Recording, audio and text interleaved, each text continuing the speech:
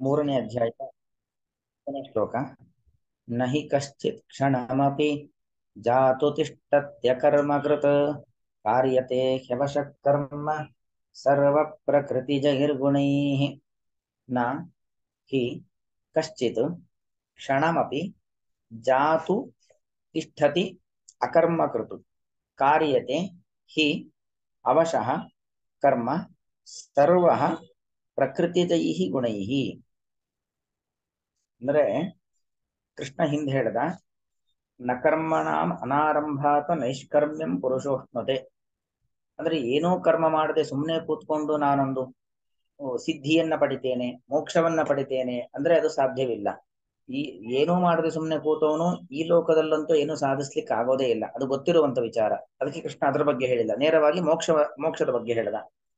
ಸುಮ್ಮನೆ ಕೂತವನಿಗೆ ಈ ಲೋಕದಲ್ಲೂ ಯಾವುದೇ ರೀತಿಯಾದ ಸ್ಥಾನ ಮಾನ ಏನು ಪಡಿಲಿಕ್ಕೆ ಆಗೋದಿಲ್ಲ.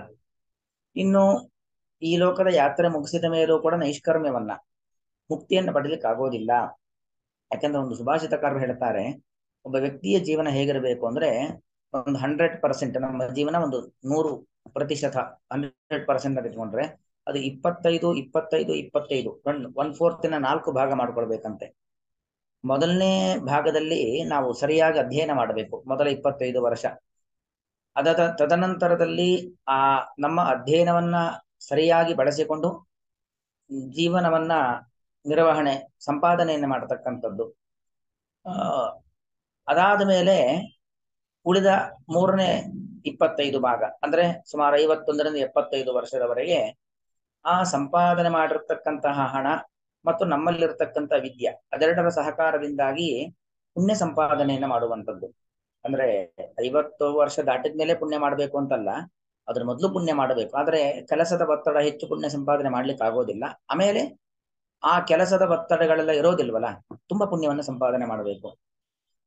ಇದು ಯಾವುದೂ ಮಾಡಿಲ್ಲ ಅಂತ ಆದ್ರೆ 75ರ ನಂತರ ಜೀವನ, 75 ಅಂದ್ರೆ ನಾವಿನ್ನು 100 ವರ್ಷ ಬದುಕ್ತೀವಿ ಅಂತ ಅಲ್ಲ, ಅಂತೂ ಕಾಲು ಭಾಗ, ಮೊದಲ ಕಾಲು ಭಾಗದ 3 ಭಾಗಗಳನ್ನ ಸರಿಯಾಗಿ ನಾವು ಬಳಸ್ಕೊಂಡಿಲ್ಲ ಅಂತ ಆದರೆ ಕೊನೆ ಕಾಲು ಭಾಗದ ಜೀವನ ಅಂದರೆ ಈ ದೇಹವನ್ನ ಬಿಡತಕ್ಕಂತ ಒಂದು ಸಂದರ್ಭದಲ್ಲಿ ತುಂಬಾ ನಾವು ಕಷ್ಟವನ್ನ ಪಡಬೇಕಾಗತ್ತೆ. ಯಾಕಂದ್ರೆ ನಮಗೆ ಸರಿಯಾಗಿ ವಿದ್ಯೆ ಇರೋದಿಲ್ಲ. ಒಬ್ಬ ವ್ಯಕ್ತಿ ವಿದ್ಯಾವಂತನಾಗಿಲ್ಲ ಅಂತ ಆದ್ರೆ ಅವನ ಪ್ರವೃತ್ತಿ ಹುಚ್ಚು ಪ್ರವೃತ್ತಿ ಆಗಿರುತ್ತೆ. ಸರಿಯಾದ ಕ್ರಮದಲ್ಲಿ ಮಾತನಾಡಲ್ಲ, ರೇಗಾಡ್ತಾನೆ. ಒಂದು 4 ಜನರ ಮಧ್ಯದಲ್ಲಿ ಹೇಗಿರಬೇಕು, ಯಾವ ರೀತಿ ವರ್ತನೆ ಇರಬೇಕು, ಹೇಗಿರಬಾರ್ದು ಯಾವುದು ಗೊತ್ತಿರೋದಿಲ್ಲ. ಸಂಪಾದನೆ ಇರೋದಿಲ್ಲ, ಸಂಪತ್ತಿಲ್ಲದೆ ಇದ್ದಾಗ ಯಾರು ಕೂಡ ನಮ್ಮನ್ನ ಆಶ್ರಯಿಸೋದಿಲ್ಲ. ಇನ್ನು ಪುಣ್ಯ ಸಂಪಾದನೆ ಮಾಡಿಲ್ಲ, ಅದರಿಂದಾಗಿ ದೇವತಾನುಗ್ರಹವೂ ಇರೋದಿಲ್ಲ. ಅಂತೂ ಒಟ್ಟು ತಮ್ಮ ಕೊನೆಯ ಕಾಲವನ್ನ ವಿಪರೀತ ಕಷ್ಟಪಡ್ತಾನೆ. ಹಾಗಾಗಬಾರದು ಅಂತಾದ್ರೆ ನಾವು ಸರಿಯಾದ ಕ್ರಮದಲ್ಲಿ ಪ್ರಥಮೇ ನಾರ್ಜಿತಾ ವಿದ್ಯಾ, ದ್ವಿತೀಯೇ ನಾರ್ಜಿತಂ ಧನಂ, ತೃತೀಯೇ ನಾರ್ಜಿತಂ ಪುಣ್ಯಂ, ಚತುರ್ಥೇ ಕಿಂ ಕರಿಷ್ಯತಿ ಅಂತ ಸುಭಾಷಿತಕಾರ ಹೇಳತಕ್ಕಂಥದ್ದು. ಹಾಗಾಗಿ ನಾವು ಆಯಾಯ ಕಾಲದಲ್ಲಿ ಏನೇನು ಮಾಡಬೇಕು ಕರ್ಮಗಳನ್ನ ಅದು ಮಾಡಲೇಬೇಕಾದದ್ದು. ಮೊದಲು ನಾವು ವಿದ್ಯಾ ಸಂಪಾದನೆ ಮಾಡತಕ್ಕಂಥ ಒಂದು ಪ್ರಕ್ರಿಯೆ ಅದು ಮಾಡಬೇಕು. ಅದು ಗಂಡಾಗ್ಲಿ ಹೆಣ್ಣಾಗ್ಲಿ ಯಾರೇ ಆಗ್ಲಿ, ಅವರವರು ಅವರಿಗೆ ಯೋಗ್ಯವಾಗಿರತಕ್ಕಂಥ ವಿದ್ಯೆಯನ್ನ ಸಂಪಾದನೆ ಮಾಡುವಂತಹ ಒಂದು ಪ್ರಕ್ರಿಯೆಯಲ್ಲಿ ತಮ್ಮನ್ನ ತೊಡಗಿಸಿಕೊಳ್ಳಲೇಬೇಕು. ಆಮೇಲೆ ಆ ವಿದ್ಯೆಯಿಂದಾಗಿ ನಮ್ಮ ಜೀವನವನ್ನ ಕಟ್ಟಿಕೊಳ್ಬೇಕು. ಅದಾದ್ಮೇಲೆ ಪುಣ್ಯ ಸಂಪಾದನೆ ಮಾಡ್ಬೇಕು, ಹೆಚ್ಚು ಪುಣ್ಯ ಸಂಪಾದನೆ ಮಾಡಬೇಕು. ಈಗ ಮಾಡಿದ್ರೆ ಮಾತ್ರ ಕೊನೆ ಕಾಲದ ಜೀವನವನ್ನ ಉತ್ತಮವಾಗಿ ಕಣಿಬಹುದು ಅನ್ನೋದನ್ನು ಒಂದು ಕಡೆ ಸುಭಾಷಿತಕಾರ ಹೇಳ್ತಾರೆ. ಅದನ್ನ ಕೃಷ್ಣ ಹೇಳುವಂಥದ್ದು. ಆ ಒಂದು ವೇಳೆ ಯಾವುದೇ ರೀತಿಯಾಗಿರ್ತಕ್ಕಂಥ ಕರ್ಮ ಮಾಡದೆ ಸುಮ್ಮನೆ ಇರ್ತೀನಿ ಅಂದ್ರೆ ಅದು ಸಾಧ್ಯವಿಲ್ಲ. ನಚ ಸನ್ಯಸನ, ಏನು ಎಲ್ಲವನ್ನು ಬಿಟ್ಟು ಸುಮ್ಮನೆ ಕೂತ್ ಮಾತ್ರಕ್ಕೆ ನಿಂಗೆ ಮುಕ್ತಿ ಸಿಗೋದಿಲ್ಲ.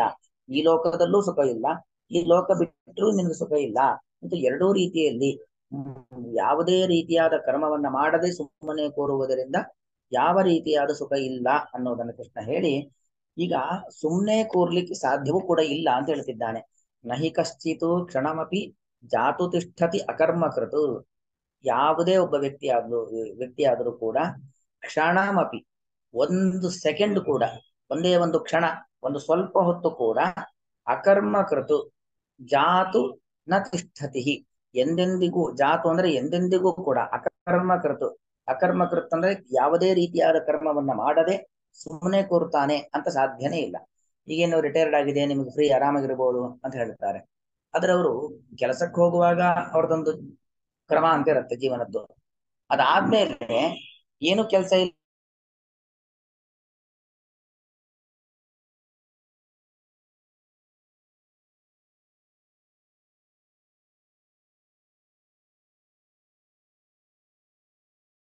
ಅಂತ ಅವ್ರಿಗೇನೋ ಅನೇಕ ರೀತಿ ನಾವೇನ್ ಮಾಡ್ತೀವಿ, ಸುಮ್ಮನೆ ಕೂತಿರ್ತೀನಿ ಅಂತ ಸುಮ್ಮನೆ ಕೂರ್ಲೆ ತಾನೇ ಒಳಗಡೆ ಬೈಕೊಳ್ಳೋದು, ಮತ್ತೊಂದೇನೋ ಬೇಡದಿದ್ದ ಆಲೋಚನೆಗಳನ್ನ ಮಾಡುವಂಥದ್ದು, ಸುಮ್ಮನೆ ಏನೋ ಕಿರಿಕಿರಿ ಮಾಡುವಂಥದ್ದು, ಏನೋ ಒಂದು ಮಾಡ್ತಾ ಇರ್ತಾನೆ.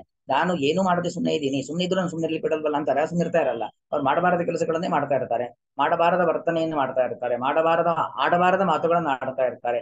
ಹೀಗೆಲ್ಲ ವ್ಯಕ್ತಿ ಸುಮ್ಮನೆ ಕೂರುವಂಥದ್ದು ಮನುಷ್ಯನ ಜಾಯಮಾನವೇ ಅಲ್ಲ, ಸುಮ್ಮನೆ ಕೂರ್ಲಿಕ್ಕೆ ಆಗೋದೇ ಇಲ್ಲ. ನಹಿ ಕಶ್ಚಿತ್ ಕ್ಷಣಮಪಿ, ಒಂದು ಕ್ಷಣವೂ ಕೂಡ ಸುಮ್ಮನೆ ಕೂರ್ಲಿಕ್ಕೆ ಆಗೋದಿಲ್ಲ. ಏನು ನಾವೇನು ಕೈಕಾಲನ್ನ ಅಲ್ಲಾಡಿಸದೆ ಮಾತಾಡದೆ ಏನು ಮಾಡದೆ ಸುಮ್ಮನೆ ಕೂತಿರ್ಬೋದು, ಆದ್ರೆ ಮನಸ್ಸು, ಹುಚ್ಚು ಮನಸ್ಸು, ಅದು ಹತ್ತಾರು ರೀತಿಯಲ್ಲಿ ಆಲೋಚನೆಗಳನ್ನ ಮಾಡ್ತಾ ಇರುತ್ತೆ. ಅದು ಒಳ್ಳೆ ಆಲೋಚನೆ ಬೇಕಾದರೂ ಆಗಬಹುದು, ಕೆಟ್ಟ ಆಲೋಚನೆ ಬೇಕಾದ್ರೂ ಆಗಬಹುದು. ಅದು ಮನಸ್ಸು ಹಾಗಾಗ್ಬೇಕು ಹೀಗಾಗ್ಬೇಕು ಅಂತ ಚಂಚಲವಾದ ಮನಸ್ಸು ಕುಣಿತಾ ಇರುತ್ತೆ. ಹಾಗಾಗಿ ಯಾವುದೇ ಒಬ್ಬ ವ್ಯಕ್ತಿಯು ಕೂಡ ಏನೂ ಮಾಡದೆ ಸುಮ್ಮನೆ ಕೂರ್ತೀನಿ ಅನ್ನೋದು ಸಾಧ್ಯವೇ ಇಲ್ಲ. ಕಾರ್ಯತೆ ಹಿ ಅವಶಃ. ಅವಶಃ ಅಂದ್ರೆ ಅಕಾರವಾಚಿಯಾಗಿರ್ತಕ್ಕಂಥ ಭಗವಂತ. ಯಾಕೆಂದ್ರೆ ಆ ಇತಿ ಬ್ರಹ್ಮ ಅಂತ ಶ್ರುತಿ ಹೇಳುತ್ತೆ. ಅಕಾರ ಆ ಇದೆಯಲ್ಲ, ಆ ಅನ್ನೋದು ಪರಮಾತ್ಮನನ್ನ ಹೇಳತಕ್ಕಂಥ ಒಂದು ಅಕ್ಷರ, ಏಕಾಕ್ಷರ. ಆ ಎಂಬ ಅಕ್ಷರವು ಭಗವಂತನನ್ನ ಹೇಳುವಂಥದ್ದು. ಓಂಕಾರದಲ್ಲಿ ಅಕಾರ, ಉಕಾರ, ಮಕಾರ ಪ್ರಧಾನವಾಗಿ 3 ಅಕ್ಷರಗಳು. ಒಟ್ಟು 8 ಅಕ್ಷರ ಇದೆ, ಮುಖ್ಯವಾಗಿ 3 ಅಕ್ಷರ. ಮೊದಲನೇ ಅಕ್ಷರವೇ ಅಕಾರ.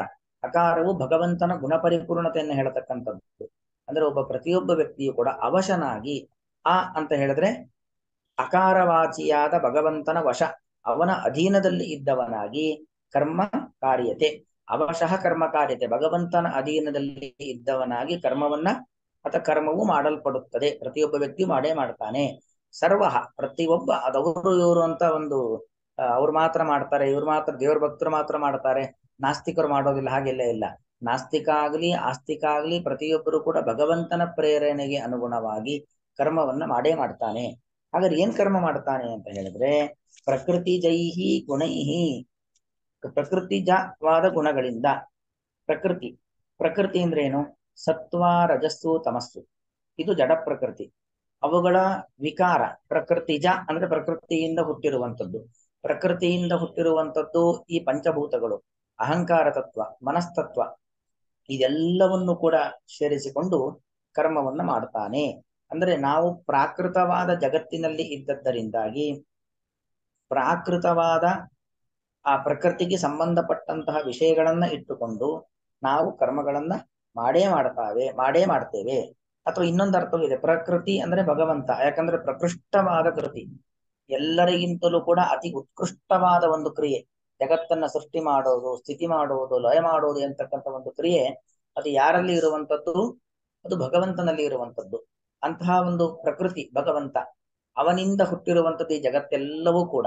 ಹಾಗಾಗಿ ಆ ಭಗವಂತನಿಂದ ನಿರ್ಮಾಣವಾಗಿರತಕ್ಕಂಥ ಗುಣಗಳೇನಿದ್ದಾವೆ, ಸತ್ವ, ರಜಸ್ಸು, ತಮಸ್ಸು ಎಂಬತಕ್ಕಂಥ ಗುಣಗಳು, ಆ ಗುಣಗಳು ಈ ಸ್ವತ್ತ ಪ್ರಕೃತಿಯಲ್ಲೂ ಇದೆ, ನಮ್ಮ ದೇಹದಲ್ಲೂ ಇದೆ. ಯಾಕೆ ನಮ್ಮ ದೇಹವೂ ಕೂಡ ಪ್ರಾಕೃತವಾದದ್ದು. ನಮ್ಮ ದೇಹದಲ್ಲೂ ಸತ್ವ, ರಜಸ್ಸು, ತಮಸ್ಸು ಇದೆ. ನಮ್ಮ ದೇಹದಲ್ಲೂ, ನಮ್ಮ ದೇಹದ ಹೊರಗಡೆಯೂ ಕೂಡ ಆಕಾಶ, ವಾಯು, ತೇಜಸ್ಸು, ನೀರು, ಬೆಂಕಿ ಎಂಬತಕ್ಕಂಥ ಪಂಚಭೂತಗಳಿದ್ದಾವೆ, ಭೂಮಿ ಎಂಬತಕ್ಕಂಥ ಪಂಚಭೂತಗಳಿದ್ದಾವೆ.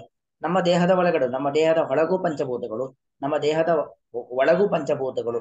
ಈ ಎಲ್ಲಾ ಗುಣಗಳಿಂದಾಗಿ ನಾವು ನಮ್ಮದೇ ಆಗಿರ್ತಕ್ಕಂಥ ಕರ್ಮಗಳನ್ನ ಮಾಡ್ತೇವೆ. ಅದು ಎಂತ ಕರ್ಮ ಮಾಡ್ತೇವೆ ಅಂದ್ರೆ ಪ್ರಕೃತಿ, ನಮ್ಮ ಸ್ವಭಾವ. ಪ್ರಕೃತಿ ಶಬ್ದಕ್ಕೆ ಸ್ವಭಾವ ಅಂತ ಅರ್ಥ ಇದೆ. ಹಾಗಾಗಿ ನಾವುಗಳು ನಮ್ಮ ಸ್ವಭಾವಕ್ಕೆ ಅನುಗುಣವಾಗಿರತಕ್ಕಂಥ ಕರ್ಮಗಳನ್ನ ಮಾಡ್ತಾನೆ ಇರ್ತೇವೆ. ಅಂದ್ರೆ ಸ್ವಭಾವ ಅನಪಾಯ ಅಂತ, ಏನೇ ಆಗ್ಲಿ ಹುಟ್ಟುಗುಣ ಸುಟ್ಟರೂ ಹೋಗಲ್ಲ ಅಂತಾರಲ್ವ. ಹಾಗೆ ಎಷ್ಟೇ ಬುದ್ಧಿವಾದ ಹೇಳಿದ್ರು ಕೂಡ ಒಬ್ಬ ವ್ಯಕ್ತಿ ಸರಿಯಾಗುವುದು ಅಂತಿಲ್ಲ.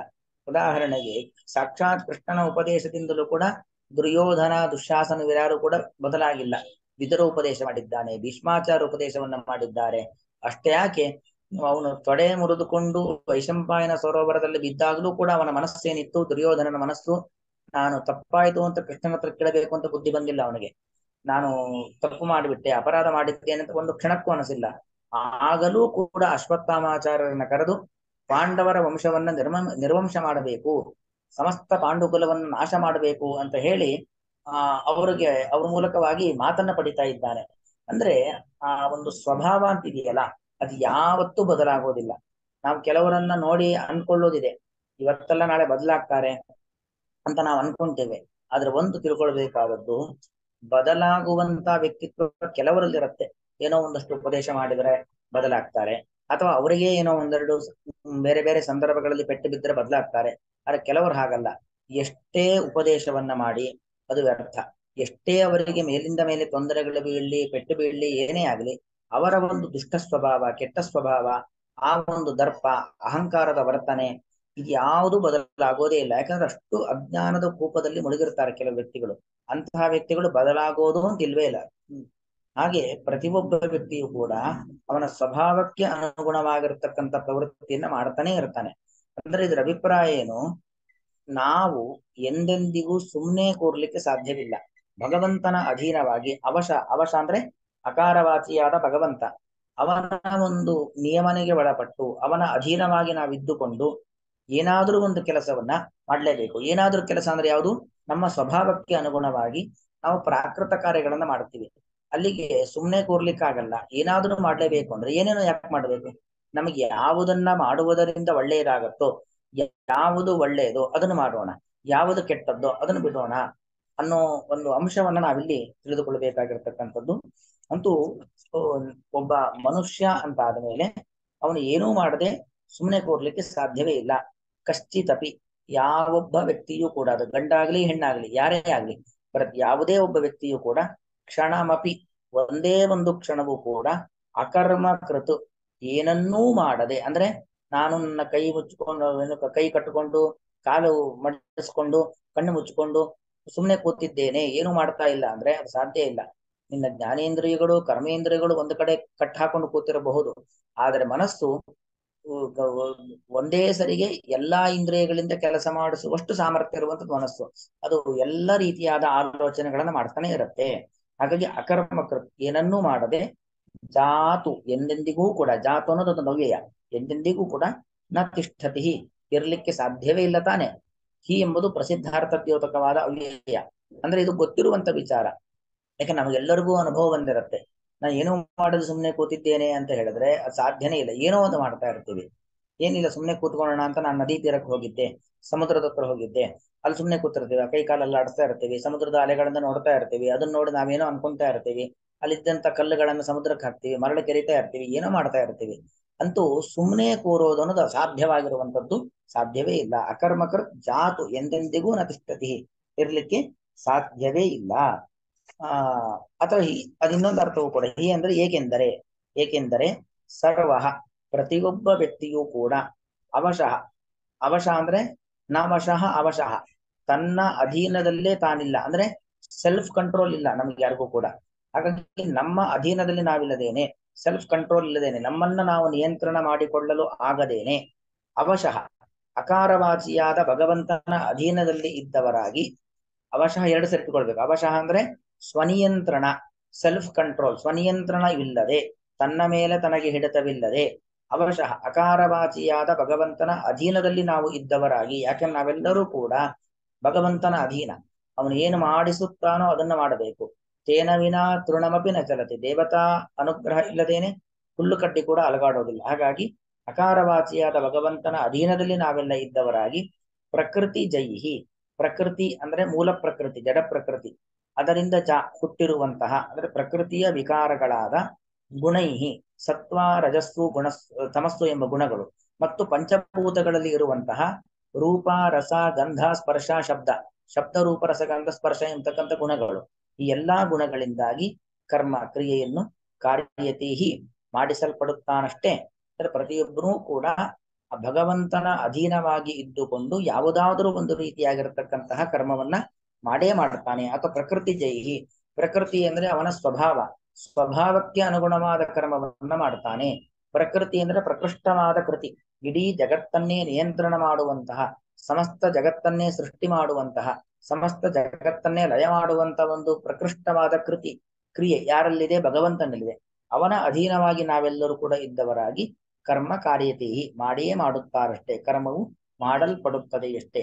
ಆದ್ರಿಂದಾಗಿ ನಾವು ಏನೂ ಮಾಡದೆ ಸುಮ್ಮನೆ ಕೂತಿದ್ದೇವೆ, ಆದ್ರಿಂದಾಗಿ ನಮಗೆ ಯಾವುದೇ ಕರ್ಮದ ಲೇಪವಿಲ್ಲ, ನಮಗೆ ಪಾಪ ಲೇಪವೂ ಇಲ್ಲ, ಪುಣ್ಯ ಲೇಪವೂ ಇಲ್ಲ ಅಂತ ನಾವೇನು ಅಂದುಕೊಳ್ಳುವಂಥದ್ದು ಅದು ತಪ್ಪು ಅನ್ನೋದು ಕೃಷ್ಣನ ಅಭಿಪ್ರಾಯ. ನಹಿ ಕಶ್ಚಿತ್ ಕ್ಷಣಮಪಿ ಜಾತು ತಿಷ್ಠತ್ಯ ಕರ್ಮಕೃತ್, ಕಾರ್ಯತೆ ಹ್ಯವಶ ಕರ್ಮ ಸರ್ವ ಪ್ರಕೃತಿ ಜೈರ್ಗುಣೈ. ಶ್ರೀಕೃಷ್ಣಾರ್ಪಣಮಸ್ತು.